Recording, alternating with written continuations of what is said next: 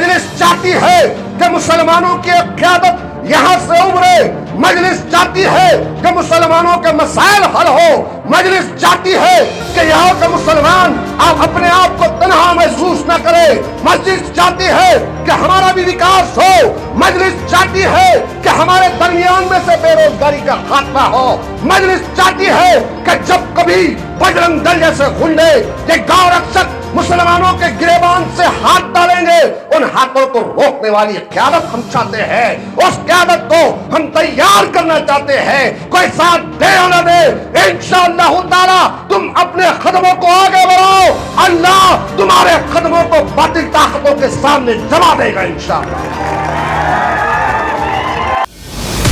आजादी के बाद मुसलमान उस दौर में जब मुल्क आजाद होता है तो सबसे बड़ी जमात बनकर उभरने वाली कांग्रेस पार्टी थी, और उस कांग्रेस पार्टी का साथ देने वाले उस दौर में जो हिंदुस्तान की सबसे बड़ी अक़लियत है, उस वक्त का मुसलमानों का यह फैसला था कि हमको कांग्रेस के साथ जाना चाहिए। और पिछले 60-70 वर्षों का खुलासा ये रहा है कि हिंदुस्तान के भारत देश के मुसलमानों ने सेकुलरिज्म को, संविधान को, अमन को, शांति को कायम रखने के लिए, गंगा जमुनी तहजीब को कायम रखने के लिए, बाकी रखने के लिए हर वक्त सेकुलरिज्म के नाम पर मुसलमान वोट देते चला गया।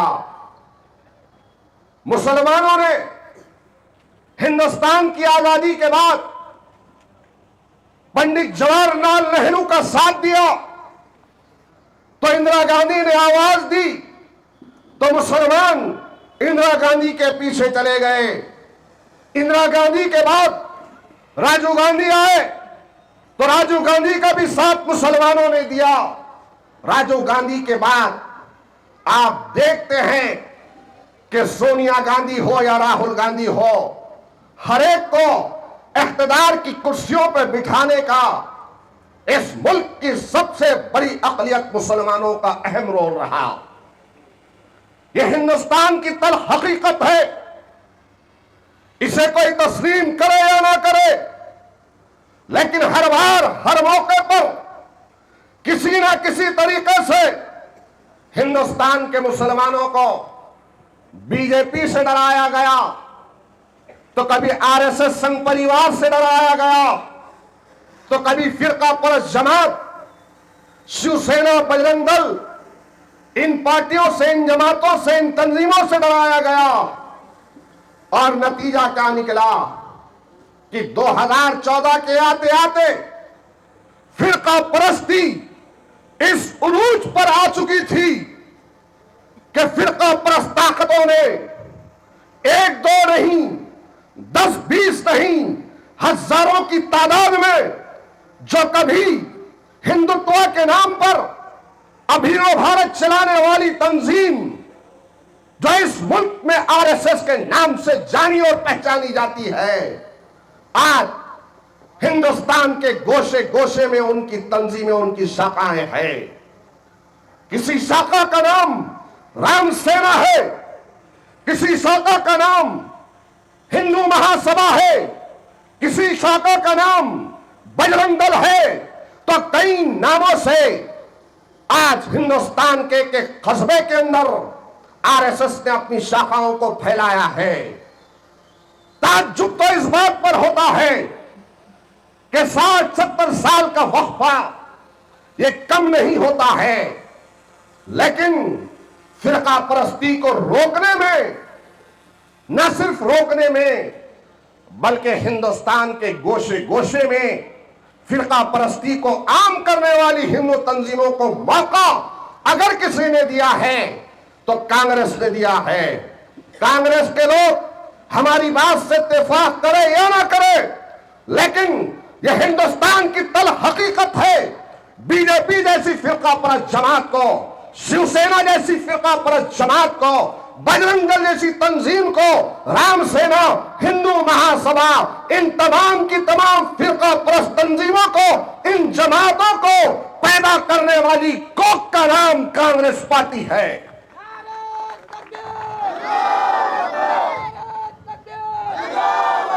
क्या तुम नहीं देखते, हम नहीं देखते कि हिंदुस्तान में अगर कई ऐसी तंजीमें थी मुसलमानों की, उसको पाबंद किया गया, उसको बंद किया गया, लेकिन आज सत्ता हाथ से चली गई है, इख्तिदार हाथ से निकल चुका है, तो आज आरएसएस और फिर उससे मिली जुली कई तंजीमें इनको फिरका परस्त नजर आ रही है।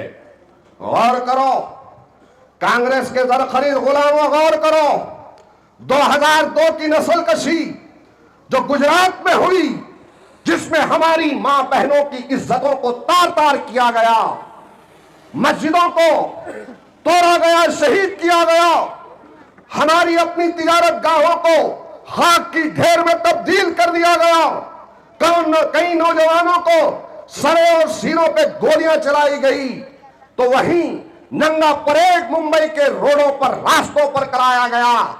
तो अगर 2002 की नस्ल कशी जो गुजरात के कातिलों को अगर सजा मिल गई होती, तो क्या आज वो इस मुल्क के इख्तिदार पर फायज होते? क्या आज वो लोग ईडी का इस्तेमाल करते? क्या आज जब इख्तिदार में बैठे हैं तो कानून की बालादस्ती का गलत इस्तेमाल होता? क्या जुडिशरी का गलत इस्तेमाल होता? क्या एनआईए और एटीएस का गलत इस्तेमाल होता? आज मुल्क के आला ओहदों पर बैठे हुए संघ परिवार के लोग अगर काम कर रहे हैं, चाहे पुलिस हो, चाहे जज हो, वो तमाम के तमाम आज बीजेपी के इशारे पर काम करते हैं, तो इनको मौका देने वाले कौन थे? इनको वहां उन ओहदों पर फायज करने वाले कौन थे? आज इख्तिदार हाथ से चला गया है, तो आज सेकुलरिज्म की दुहाई दे रहे हो। अरे तुम्हारे सेकुलरिज्म के चक्कर में हिंदुस्तान के मुसलमानों ने अपना सब कुछ खो दिया। खुदा की कसम, उस जमाने में हमारे बुजुर्गों ने एक सही फैसला लिया होता तो धर्मवाद के गयूर मुसलमानों, आज बड़ी जिम्मेदारी के साथ कह रहा हूं कि हिंदुस्तान का मुसलमान भी अपना वतन के साथ में कंधे से कंधा मिलाकर चल रहा होता।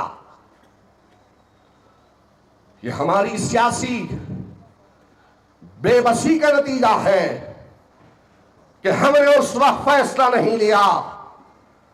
याद रखो, आज बड़ी जिम्मेदारी के साथ धर्मवाद के गयूर मुसलमानों तुमसे मुखातिब हो कि अल्लाह कभी कभी किसी कौम को, किसी समाज को, किसी बरादरी को मौका देता है, और अगर हम उस मौके को गनीमत समझकर उस वक्त का सही इस्तेमाल नहीं करते हैं, फिर हालात कुछ और होते हैं। मौका है, इस मौके को गनीमत जानो। बरसा बरस से सुन सुनकर हमारे कान सुन हो गए कि अगर इनको उड़ डालेंगे ऐसा हो जाएगा, उनका साथ देंगे ऐसा हो जाएगा, वो बीजेपी निकल जाएगी, वो सेना निकल जाएंगी। अरे कब तक बलि का बकरा हिंदुस्तान का मुसलमान बनता रहेगा? कब तक हम अपने आप को कुर्बानी के लिए पेश करते रहेंगे? पिछली मर्तबा भी मुझको याद है कि आपके इलेक्शन में दुहाई दी गई और कहा गया कि मोइन साहब यहां पर सदर बल्दिया के लिए फलाहा हमारा मुसलमान भाई है, अगर हम ठहराएंगे वो गिर जाएगा, लिहाजा आप आइंदा इलेक्शन में हिस्सा लो, इतनी बार हमको मौका दो।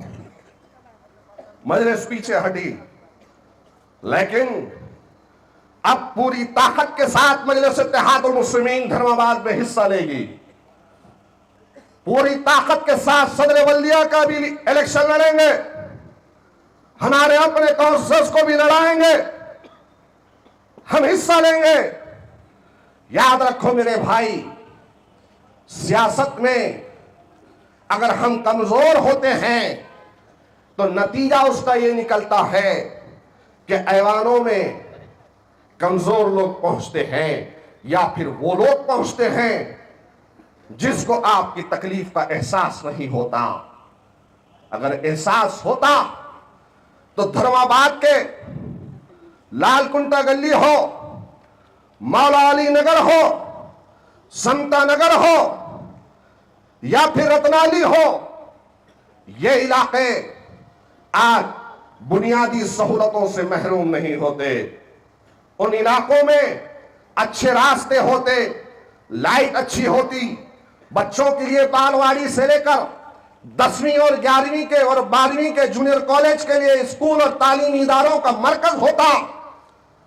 आज आप खुद देख सकते हैं कि बारिश की वजह से यहां का क्या हाल होता है। जिन इलाकों के मैंने नाम लिया है, आज क्या सूरत हाल है, तो गौर करो कि इन तमाम तकलीफात को खत्म करने के लिए आप अपने कीमती वोटों का इस्तेमाल करते हैं। और वोट देते इसलिए हैं कि अच्छा पानी आपको मयसर हो, रोशनी आपके पास आए, बिजली ना कटे, आपके बच्चों के लिए अच्छे तालीमी इदारे हो। और फिर वोट देने का मकसद यह होता है कि जब कभी मुसलमानों को फिरका परस्त ताकतें डराए या खाकी वर्दी वाले मुसलमानों के ऊपर झूठे केसेस करें तो उनके नुमाइंदे बनकर डट कर उनके सामने उनका मुकाबला करें। लेकिन गौर करो, धर्माबाद में आज की जो सूरत हाल है क्या है। इसीलिए मजलिस इत्तेहादुल मुस्लिमीन आपके दरमियान में यहां पर आई है, तो हम आपको सियासी तौर से बेदार करना चाहते हैं। हर एक को हमने आजमाया, हर एक को हमने मौका दिया। जो आया उसके साथ चले गए, जो आया उसको कंधे पर बिठाकर हमने अपना रहनुमा और लीडर तस्लीम किया। लेकिन गौर करो, आपके वोट लेने के बाद वो लोग गायब हो गए। मेरे भाई, ये बुनियादी सहूलतें तो अलग बात है, लेकिन इससे बढ़कर आज हिंदुस्तान के अंदर सबसे ज्यादा हमारे और आपके तशक्कुस का मसला है। मेरी और आपकी इबादत गाहों में जाकर आज सही तरीके से हम लोग इबादत नहीं कर सकते। कोई यह कहता है कि अजान पर पाबंदी लगा देनी चाहिए, कोई कुछ कहता है तो कोई कुछ कहता है। तो ना सिर्फ नुमाइंदे बुनियादी सहूलतों के लिए होते हैं, बल्कि आप पर हम पर होने वाले जुल्म को रोकना और फिरका परस्तों के सामने जाकर ठहर कर उनकी आंखों में आंखें डालकर हक को बयान करना और मजलूमों की, दलितों की और मुसलमानों की आवाज बनना, यह मकसद होता है। आज मेरी बात, अगर मेरी आवाज, अगर माइक सिस्टम यहां का सही है और दूर दराज तक जा रहा है, तो उन छतों पर बिल्डिंगों में बैठे हुए एनसीपी और कांग्रेस के लोग भी मेरी इस बात की शहादत देंगे, गवाही देंगे कि हिंदुस्तान में कई एक वाकयात रोनुमा हुए। कभी मॉब लिंचिंग के नाम पर, कभी तलाक़े सलासा के नाम पर, तो कभी शरीयत में मदाखलत की गई, तो कभी आपके हमारे आबा अजदाद के जमीनों को जो अल्लाह के नाम पर वक्फ की गई है, उन जमीनों को हथियाने के लिए, लूटने के लिए, कब्जा करने के लिए कानून बना। तो कभी पर्दे के हिजाब के ऊपर बात आई, तो कभी जानवरों के नाम पर कुरैश बरादरी को मारा गया, तो कभी इस मुल्क हिंदुस्तान में वो लोग जो कल के गद्दार थे, आज तुम्हारी हमारी शरीयत को पूछने के लिए एनआरसी, एनपीआर जैसा कानून लाए। तो बताओ, किसी कांग्रेसी ने या फिर राष्ट्रवादी कांग्रेसी ने उठकर वहां पर सदन के अंदर, पार्लियामेंट के अंदर तुम्हारे हमारे हक के लिए बोला है? तो कोई एक नाम है तो बताओ, सिवाय अलहाज बरसासुद्दीन ओवैसी साहब के।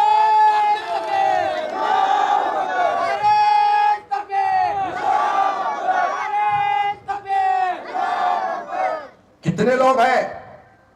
543 में कोई नहीं बोलता मेरे भाई। एक ही आवाज है, जो गूंजती है, चीखती है, चिल्लाती है, सदन को हिलाती है, तो वो बैरिस्टर असदुद्दीन ओवैसी साहब है। हम जब वीडियो देखते हैं तो हमारे सीने चौड़े हो जाते हैं। जब हम ओवैसी साहब को गूंजते हुए देखते हैं सदन में, तो खुशी का कोई ठिकाना नहीं रहता। और ये हक बयानी से न सिर्फ इमाम वाले, बल्कि जो जिस पार्टी का मुसलमान है वो भी कहेगा कि बिल्कुल हकीकत है कि हिंदुस्तान में जब कभी दलितों पे या मुसलमानों पे जुल्म हुआ तो उसके बाद उसके बदले में किसी ने आवाज उठाई, तो बैरिस्टर असदुद्दीन ओवैसी साहब ने आवाज उठाई। लेकिन जब इलेक्शन आते हैं तो इलेक्शन आते आते आते आते एक ऐसा माहौल बना दिया जाता है कांग्रेस की तरफ से।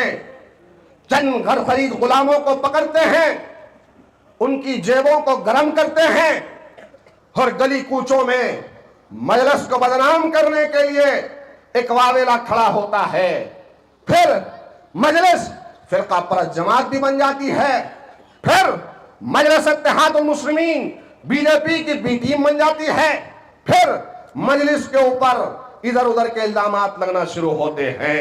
लेकिन मेरे भाई, खुदा की कसम, 2009 से न सिर्फ धर्माबाद वालों तुमको, बल्कि पूरे नांदेड़ जिले के मुसलमानों को, शहर भर के मुसलमानों को बोलता रहा, चीखता रहा, चिल्लाता रहा, एक एक शहादतों को सामने रखा कि देखो ये वही चौहान है जिसने पाठ बंडारे नगर में ब्लास्ट हुआ था। उसके तार दिल्ली की जामे मस्जिद से मिलते हैं, उसके तार जाके देखो अजमेर की दरगाह से मिलते हैं, उसके तार मालेगांव से, पूर्णा से, परवनी से मिलते हैं। लेकिन ये पाठ बंडारे नगर के ब्लास्ट को छुपा रहा है, बजरंग दल वालों को बचा रहा है, जबकि वहां पर दालियां और टोपी मिली है। लेकिन उस वक्त भी मेरी बात को किसी ने नहीं सुना था।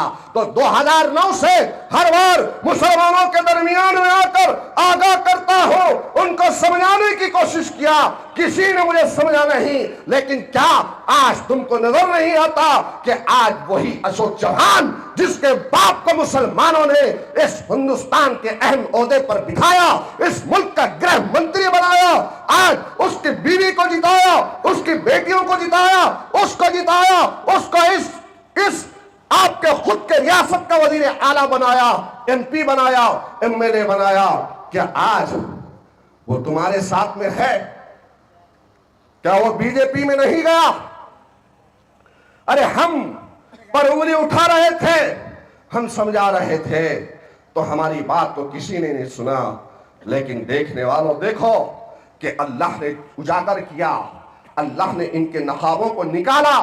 ये नकाब तो 2009 में हमने देखा था, निकल चुका था, लेकिन हमको बदनाम किया गया कि ये सिर्फ बदनाम करना चाहता है। आज सूरत हाल क्या है? धर्माबाद में भी, धर्माबाद के कई मुसलमानों को समझाने की कोशिश की कि मेरे भाई, वक्त और हालात की नजाकत को समझो, आंख खोलो, सच्चाई से दूर न भागो, सच क्या है देखो। ये जितने तुमको लोग नकाब पहने हुए नजर आ रहे हैं, ये लोग बीजेपी के लिए, आरएसएस के लिए काम करते हैं। कांग्रेस का तबाह, वो बर्बाद होना, उसके सबसे बड़ी वजह क्या थी कि कांग्रेस पार्टी में ही खुद आरएसएस के लोग, बीजेपी के लोग उस पार्टी को चला रहे थे। लेकिन हमारी बात को किसी ने सुना नहीं, समझा नहीं। तो देखने वालों देखो आज सूरत हाल क्या है। आज मेरे प्यारे मुसलमानों, मजलिस इत्तेहादुल मुस्लिमीन आपको बेदार कर रही है और वक्त की हकीकत से आपको वाकिफ करवा रही है। अगर इस वक्त भी आप जागेंगे नहीं, सही फैसला नहीं लेंगे, तो बताओ आने वाली नौनिहाल मासूम नस्लों का क्या होगा।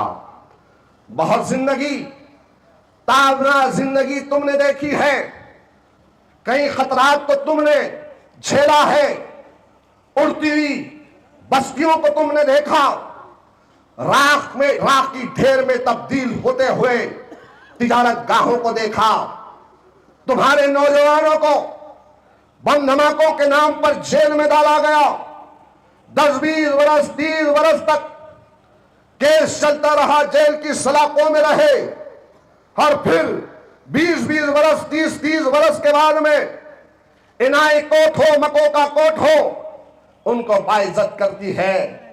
तो उन 20-30 सालों में जो लोग जेलों की सोबतें में रहे हैं, जबकि वो बेकसूर थे, तो बताओ उनकी जिंदगियां जो खुशहाल होनी थी, उस जिंदगी को कौन लौटाएगा?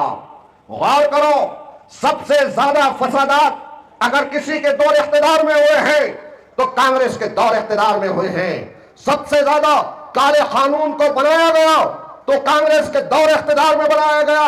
सबसे ज्यादा मुस्लिम बच्चों को बम धमाकों के नाम पर जेल में डाला गया तो कांग्रेस के दौर इख्तिदार में डाला गया।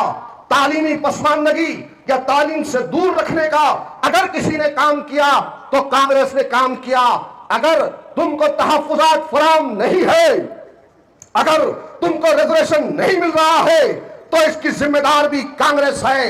अगर कांग्रेस इस मुल्क की सबसे बड़ी अक़लियत उन्हीं के दौर इख्तिदार में सच्चर कमेटी बनी, रंगनाथ मिश्रा कमीशन बना, महमूदुर रहमान कमेटी बनी, और इन कमेटियों का बनाने का मकसद यह था कि आज हिंदुस्तान के और खास तौर से महाराष्ट्र के कोने कोने में जाकर मुसलमानों के आदद शुमार को निकालकर मुसलमानों की तालीमी पसमानदगी को, सरकारी नौकरियों को और तमाम चीजों को बहाल करने का काम करने के लिए इख्तिदार में जब कांग्रेस थी तो बनाया गया था। लेकिन उस पर क्या अमल किया गया? बीजेपी तो रोकने वाली नहीं थी, कोई दूसरी पार्टी सत्ता में नहीं थी, ये लोग मरकज में थे, तो रियासत में भी यही लोग थे। तो फिर क्या वजह थी? अगर तुम हमको तेलंगाना की तरह रिजर्वेशन दे देते तो सरकारी नौकरियों में हमारे बच्चे पढ़ लिख कर आगे बढ़ते, हमको भी नौकरियां मिलती, रोजगार मिलता, तालीम में पढ़ने के लिए स्कॉलरशिप और वहां पर हमको रिजर्वेशन दिया जाता तो हमारे बच्चे भी आगे बढ़ सकते थे। लेकिन कांग्रेस ने काम नहीं किया। गौर करो कि आज जो तमाम चीजें, जिन चीजों से, जिन हालात से आप गुजर रहे हैं, ये सब की सब कांग्रेस की देन है। अगर हम सियासी तौर से उस वक्त सही फैसला कर लिए होते तो इंशाअल्लाह ताला आज ये हालात देखने पर हम मजबूर ना होते। आज सबसे ज्यादा आज हमारे पास मुफलिसी है, आज हमारे पास गुर्बत है, आज हमारे बच्चे मेहनत और मशक्कत करने के लिए छोटा मोटा कारोबार करना चाहते हैं, लेकिन बैंक से हमको लोन नहीं दिया जाता। आज हमारे नौजवान बेरोजगार है तो इस बेरोजगारी की वजह भी यही है। आज भी बैंक के नाम पर खुरैश बरादरी को भी बेरोजगार कर दिया गया। तो कानून बनाया था किसके दौर इख्तिदार में? कांग्रेस के दौर इख्तिदार में कानून बना था और अमल बीजेपी वालों ने किया।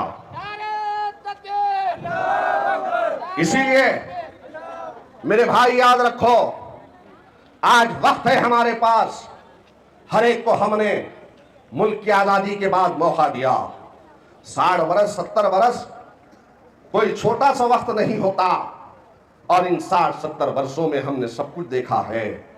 इन 60-70 वर्षों में हमने अपने आप को लुटते हुए, उजड़ते हुए, बेबस वो मजबूर होते हुए देखा है। अगर हमको कुछ करना है तो कम से कम जिस जिंदगी को हमने गुजारा, तो क्या यही जिंदगी आप आने वाली नस्लों के हवाले कर जाना चाहते हो? अगर नहीं चाहते हैं तो फिर आपको सियासी मैदान में, अमली सियासत में हिस्सा लेना होगा, आपको मजबूत होना होगा। याद रखो, हिंदुस्तान एक जमहूरी मुल्क है और जमहूरियत में उसी की सुनी जाती है जिसके पास सियासी ताकत और कुव्वत हो। इस मुल्क की बदकिस्मती है कि इस मुल्क में एक वक्त 2014 का ऐसा भी आया कि इस मुल्क में एक चाय वाला इख्तिदार की कुर्सी पर बैठा, एक चाय वाला एक इख्तिदार की कुर्सी पर बैठा। गौर से सुनो मेरी इन बातों को। आप अपने वोटों की अहमियत तो नहीं समझते हैं। अगर हम पार्लिमानी जमहूरियत की ताकत को समझ जाएंगे तो फैसले लेना हमारे और आपके लिए आसान होगा। हमको और आपको चाहिए कि मुत्तहिदा तौर पर कलमे की बुनियाद पर एक मरकज़ सियासी पर आ जाएं। बहुत सारे आपके इलाके के मसाइल है, क्या यह हकीकत नहीं है कि आपका अहलिया ने धर्माबाद के मुसलमानों का कब्रिस्तान की जो जमीन है, उस जमीन पर पिछले कुछ माह पहले उस कब्रिस्तान की जमीन पर दुर्गा देवी को बिठाया जा रहा था।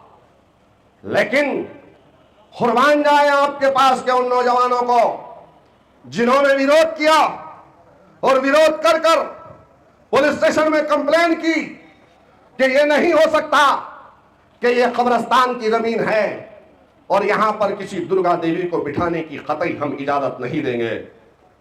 मेरे भाई, वो लोग कहां थे उस वक्त जिनको तुमने ओढ़ दिया था?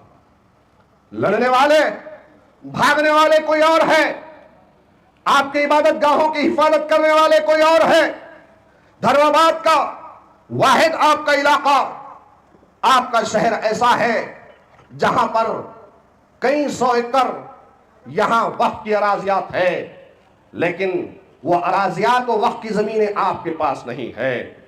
धर्माबाद में यहां आपके अपने कब्रिस्तान में जिनसे आप मोहब्बत करते थे, उनकी तदफीन कब्रिस्तान में होती है। तो कब्रिस्तान का यह हाल है कि जब भी बारिश होती है तो 4-5 फीट उस कब्रिस्तान में आता है। और एक बात मुझे पता चली कि धर्माबाद के कब्रिस्तान के लिए यहां एक बजट मख्तस किया गया था कि यहां की वॉल बाउंड्री बने, और इस वॉल बाउंड्री के लिए जो बजट आया था उस बजट को पेश किया गया, और उस बजट के अंदर यह था कि कब्रिस्तान की बाउंड्री जो आधी बनी हुई थी उस बाउंड्री वाल को तकमील किया जाए शुरू से लेकर आखिर तक। लेकिन उस वॉल बाउंड्री का आप खुद भी जानते हैं कि कितना काम हुआ है। धर्माबाद के तमाम सियासी जमातें आज हर एक का ताल्लुक अशोक चौहान से है, चाहे वो एनसीपी के लोग हो, चाहे वो कांग्रेस के लोग हो, चाहे वो किसी जमात में हो। गौर से आप अपनी नजरों को, अपने जहन को दौड़ा कर देखो कि उसका ताल्लुक अगर किसी से मिलेगा तो बीजेपी से और चौहान से मिलेगा। ये आपके सामने आकर सेकुलर बन रहे हैं, आपके सामने आकर कह रहे हैं कि वो चला गया, हम नहीं गए। अरे तुम नहीं गए, लेकिन रात के अंधेरे में जाकर अशोक चौहान के पास मिल रहे हो, अशोक चौहान से मशवरा कर रहे हो, अशोक चौहान को कह रहे हो कि हमारा समाज, हमारी कौम बीजेपी को वोट नहीं डालेगा। वो कह रहा है कि कांग्रेस से मत ठहरो, तो ठीक है साहब, हम ऐसा करते हैं, हम कांग्रेस से भी नहीं ठहरते हैं, बीजेपी से भी नहीं ठहरते हैं, हम ऐसा करते हैं, एक आघाड़ी बनाते हैं, हम फिर जीत के आएंगे तो हम तो तुम्हारे ही लोग हैं। ये हो रहा है नहीं हो रहा है? लेकिन आप लोगों के सामने मजलिस इत्तेहादुल मुस्लिमीन आपके आंखों के सामने जो सियासी पर्दा है उसको हटाना चाहती है। हमारा पहली मर्तबा आना नहीं है, अब तो मैं हर बार आऊंगा, हर मई का इंशाअल्लाह ताला आपके धर्माबाद में वारिस पठान को लाऊंगा, इम्तियाज जलील को लाऊंगा, बैरिस्टर असदुद्दीन ओवैसी साहब आएंगे, और शेर हिंदुस्तान जिसकी दहाड़ से फिरका परस्तों की नींद हराम होती है, अकबरुद्दीन ओवैसी साहब को मिलाऊंगा। क्या तुम सब लोग तैयार हो? तुम लोग तैयार हो? वो गाड़ी के पास बैठे हुए बड़े मासूम लोग दिख रहे,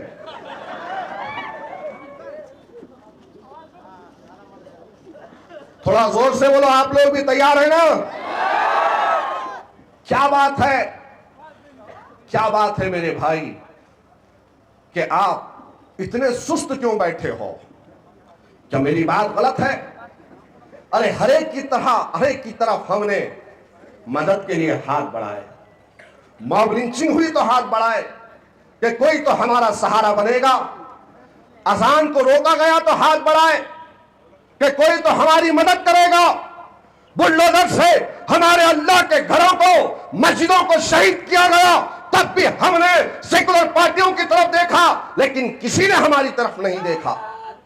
हमने हर बार, हर हमेशा हमारे नौजवान बच्चों को गोली मारते हुए इनकाउंटर के नाम पे देखा, तो हमने आवाज दी कि आओ हमें बचाओ। मेरे भाई, कोई हमारा सहारा बनने के लिए तैयार नहीं था।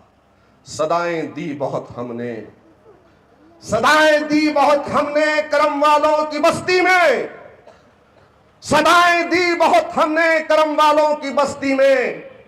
सभी ने खिड़कियां खोली, किसी ने दर नहीं खोला। हर एक ने सिर्फ तमाशबीन बनकर हमारे कत्ल गारतगिरी को अपनी बालाखाओं से, अपनी छतों से देखा, लेकिन हाथ पकड़कर जालिमों को रोका नहीं और मजलूम मुसलमानों को अपने घर में नहीं लिया।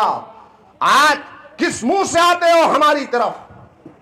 लेकिन इंशाअल्लाह ताला मजलिस इत्तेहादुल मुस्लिमीन ने हर वक्त हौसला दिया है, हिम्मत दी है, नया इरादा दिया है, समझाया है।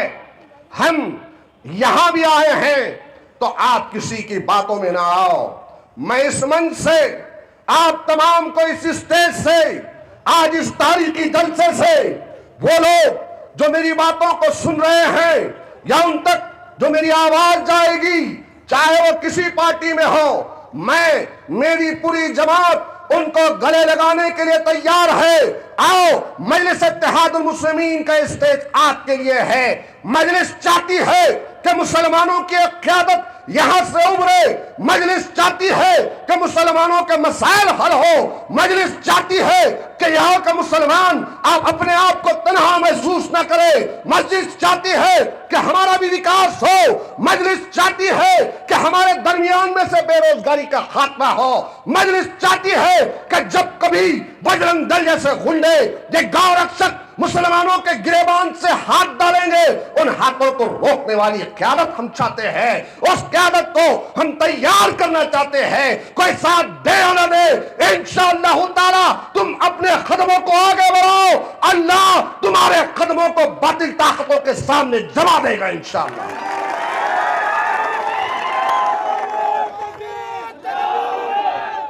उठो मेरे भाई, ये वक्त सोने का नहीं है, ये वक्त उठने का है, जागने का है।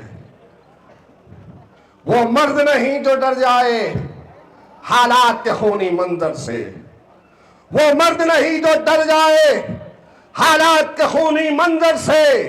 जिस हाल में जीना मुश्किल हो, उस हाल में जीना मर्दी है, उस हाल में जीना मर्दी है। मर्द बनो, उठो, नई सुबह का आगाज करो, पैगाम दो, एक नई सुबह का आगाज करो। इंशाअल्लाह ताला करेंगे, सब मिलकर साथ देंगे मजलिस को। जोरदार नारे के साथ में एक नारा ऐसा दो कि तमाम के तमाम फिरका परस्तों तक आवाज जाए, दोनों हाथ उठा के आवाज जाए। नारे तकबीर, नारे तकबीर, नारे तकबीर, नारे तकबीर। वाक़िअत दावाना अनिल हम्दुलिल्लाहि रब्बिल आलमीन।